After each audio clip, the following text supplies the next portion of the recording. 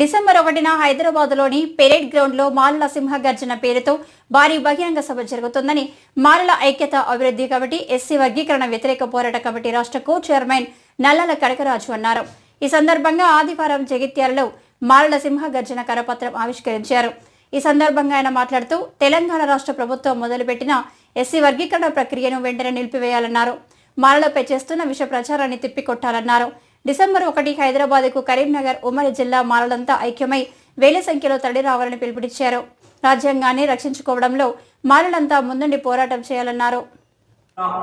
మాల ఉపకులాల ఆత్మీయ సమ్మేళనానికి సభాధ్యక్షత వహిస్తున్న సోదరులు లక్ష్మీనారాయణ గారు మరియు విజయ్ కుమార్ గారు మరియు కరీంనగర్ జిల్లా కోకన్నీరు మల్లేశం గారు, మా రాష్ట్ర అధ్యక్షులు పసులు రామకృష్ణ గారు, మా బొల్ల మల్లేశం రాష్ట్ర అధ్యక్షులు గారు మరియు మా మేడి అజయ్ గారు, మా అడ్వకేట్ సాబ్, వేదిక మీద ఉన్న పెద్దలు, మా నాయకులు అందరి పేరు పేరున జగిత్యాల జిల్లా నుండి ప్రతి మండలికి వెళ్ళి వచ్చిన ముఖ్య కార్యకర్తలు, నా మాల కుల బాంధవులందరికీ జై భీమ్, శిరసు వంచి జై భీమ్ తెలియజేస్తున్నాను.